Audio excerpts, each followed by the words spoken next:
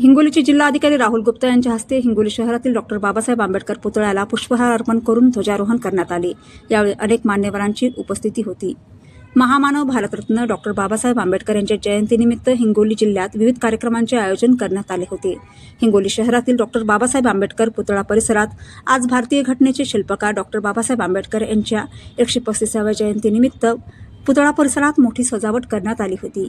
यावेळी हिंगोलीचे जिल्हाधिकारी राहुल गुप्ता, जिल्हा परिषदेचे मुख्य कार्यकारी अधिकारी विवेक गायकवाड, पोलीस अधीक्षक नीलाभ रोहन, पुतळा समिती अध्यक्ष मधुकर मांजरमकर यांच्यासह अनेक मान्यवरांनी डॉक्टर बाबासाहेब आंबेडकर यांच्या पुतळ्याला पुष्पहार अर्पण करून त्यांना अभिवादन केले। त्यानंतर ध्वजारोहण करण्यात आले।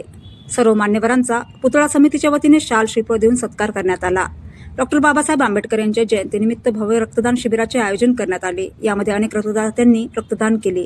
यावेळी डॉक्टर बाबासाहेब आंबेडकर यांच्या जयंतीनिमित्त पुतळा समितीच्या वतीने विविध कार्यक्रमांचे आयोजन करण्यात आले। नागरिकांचे अभिनंदन करतो आणि डॉक्टर बाबासाहेब आंबेडकर यांच्या जयंतीच्या निमित्ताने सर्वांना हेच आवाहन करू इच्छितो की त्याच्या जे शिकवणं आहे, टीचिंग्स आहे, त्याच्यापैकी एक आपण गृहीत धरला की मग नवीन वर्षाच्या संकल्पना पण पूर्ण होतील आणि डॉक्टर बाबासाहेब आंबेडकरांची 135वी जयंतीला पण आम्ही एक मानवंदना स्वरूपात जे आहे त्यांना अर्पण करतो। आणि इथे उपस्थित सर्व आलेले नागरिकांना परत एकदा मनापासून अभिनंदन करतो आणि माझे 2 शब्द संपवतो। जय भीम, जय भारत, जय महाराष्ट्र।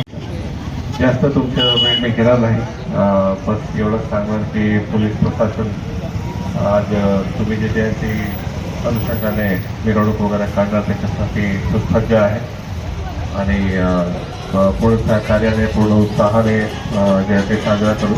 कुठल्याही प्रकारचे कायदा व सुव्यवस्था प्रोत्साहन होणार नाही याची आम्ही पण प्रॅक्टिस पाहिजे, तुम्ही पण प्रॅक्टिस पाहिजे। एवढंच बोलून मी 2 शब्द संपवतो। धन्यवाद। आणि संपूर्ण जगभर त्यांची ख्याती राहिली आणि त्यांनी आपल्याला जी घटना दिली ही घटना आपल्या सगळ्यांना प्रेरणादायी, त्यांचे विचार, त्यांचा एक एक क्षण आयुष्याचा या देशातल्या युवकांना प्रेरणादायी असा आहे।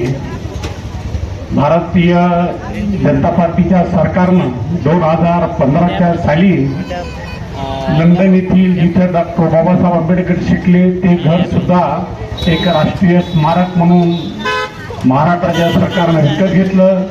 त्याचबरोबर इंदोमिलाच्या जागेवर सुद्धा मोठ्या प्रमाणात डॉक्टर बाबासाहेबांचं स्मारक होऊ लागले, ते सुद्धा एखाद्या वर्षात तेही पूर्ण होऊ शकतंय।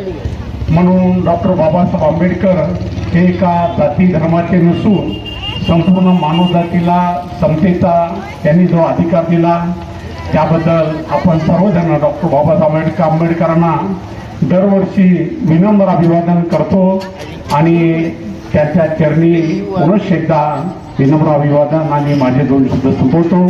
जय हिंद, जय महाराष्ट्र, जय भीम। आणि म्हणून बाबासाहेबांनी या देशासाठी अतिशय चांगल्या प्रकारचं जगामध्ये नाव त्यांनी कमवलं। आज आपल्याला नारा दिला, त्यांचा नारा ज्यांनी ज्यांनी घेतला त्यांची प्रगती झाली। शिका, संघटित व्हा, संघर्ष करा। शिक्षण हे वाघिणीचं दूध आहे, जो पिईल तो गरगल्याशिवाय राहणार नाही। आणि म्हणून आपल्याला त्यांनी अजूनही काही सांगितलेलं आहे की चुकीच्या गोष्टी आपण सोडल्या पाहिजे। आपल्याकडे वाईट व्यसनं असली आपले ते सोडले पाहिजे। आपल्या समाजाची प्रगती व्हायची असेल तर जर बाबासाहेबांचे विचार आपण अंगीकारले तर आपला समाज फार मोठ्या प्रगतीपथावर जाईल।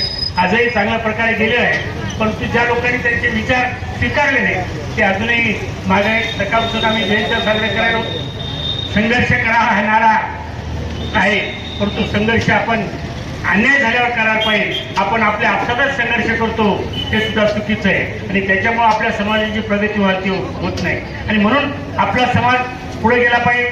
आपल्याला माहीत असेल की आता या देशामध्ये पुन्हा पुनर्रचना होणार आहे। जवळपास आमदार 100 ते 125 आमदार वाढणार आहेत, जवळपास 50 ते 60 खासदार वाढणार आहेत। त्या ठिकाणी सुद्धा आपलं प्रतिनिधित्व रिझर्वेशनच्या ज्या टक्केवारीप्रमाणे राहणार आहे